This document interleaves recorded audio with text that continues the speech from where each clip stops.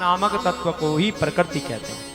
इस प्रकृति का एक नाम शक्ति भी है, क्योंकि यह सतत गतिशील है, सृष्टि कार्य करने की इसमें शक्ति है। पंच महाभूत, पंच तन्मात्रें, 10 इंद्रिय, 4 अंतःकरण, मन, बुद्धि, चित्त, अहंकार, इन 24 तत्वों के समूह को ही विद्वान प्रकृति का कार्य मानते हैं। देवहूति जी ने कहा, प्रभु पुरुष और प्रकृति दोनों ही नित्य एक दूसरे के आश्रय रहने वाले हैं। प्रकृति तो कभी भी पुरुष का साथ नहीं छोड़ती है, तो फिर मनुष्य का कल्याण कैसे होगा।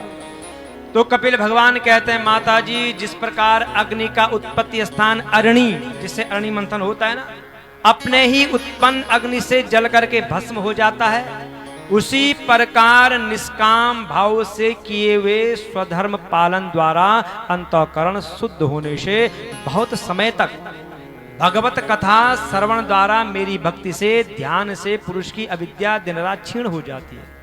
जितना हम अध्ययन करेंगे, जितना हम कथा सुनेंगे, हमारा अज्ञान भी धीरे धीरे मिटता जाएगा। और फिर भोग करके त्यागी हुई वह प्रकृति अपने स्वरूप में स्थिर होकर के स्वतंत्र बंधन मुक्त हुए उस पुरुष का कुछ भी नहीं बिगाड़ती है। जो केवल आध्यात्म में ही लगा रहता है, जो केवल परमात्मा का ही चिंतन करता है, ये प्रकृति उसका कुछ नहीं बिगाड़ती। अब सर्दी हो, गर्मी हो, दुख हो, सुख हो, सम रहता है जीव। एवं विदतत्वस्य प्रकृतिर्मयि मानसम युंजतो नापकुरुता आत्मा रामस्य करहिचित। माता जी जिसे तत्व ज्ञान हो गया है और जो निरंतर मुझ में ही मन को लगाए रहता है, उस आत्मा राम मुनि का प्रकृति कुछ भी नहीं बिगाड़ सकती। योगी का चित्त योग साधना से विषयों में नहीं फंसता है। समस्त सिद्धियों की प्राप्ति का योग के सिवा दूसरा कोई साधन नहीं है। योगी का चित्त नहीं फंसता है तो उसे मेरा वह अविनाशी परम पद प्राप्त हो जाता है, जहां मृत्यु की दाल नहीं गलती है। माता जी अब योग के लक्षण सुनिए, जिसके द्वारा चित्त शुद्ध एवं प्रसन्न होकर के परमात्मा के मार्ग में प्रवृत्त हो जाता है। यथाशक्ति जितना हो सकते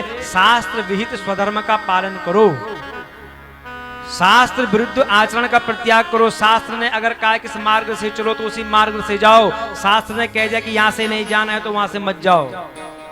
जो ग्रंथ वासनाओं को बढ़ाए, जो कर्म वासनाओं को बढ़ाए, उन कर्मों से सदा दूर रहो। संसार बंधन से छुड़ाने वाले धर्मों में प्रेम करो, जो संसार बंधन से छुड़ाए उसके साथ प्रेम करो। पवित्र और परिमित भोजन करो, भोजन उतना ही करो कि जिससे कि जीवित रह सके।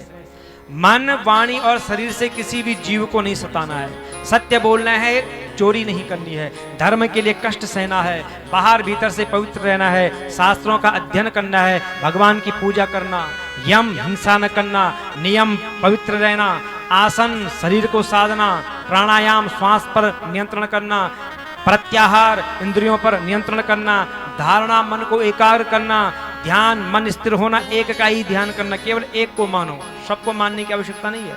समाधि सम हो जाना। ये परीक्षित, समाधि में जब जीव पहुंचता है फिर वो सम हो जाता है। समाधि का मतलब मन को परमात्मा से जोड़ना। अष्टांग योग से योगी बना जाता है। योग का अभ्यास करते करते चित्त निर्मल और एकाग्र हो जाता है। तो उसी समय नासिका के अग्रभाग में भगवान की मूर्ति का ध्यान करें।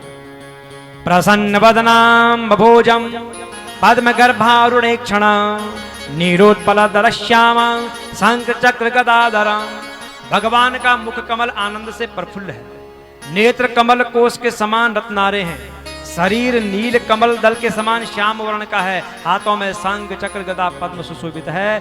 भगवान ने सुंदर पीला रेशमी वस्त्र धारण किया है, वक्षस्थल पर श्री वक्ष का चिन्ह है, गले में कौस्तुभ मणि झिलमिला रही है और भगवान सदा संपूर्ण लोकों से वंदित हैं। उनका पवित्र यश परम कीर्तनीय है।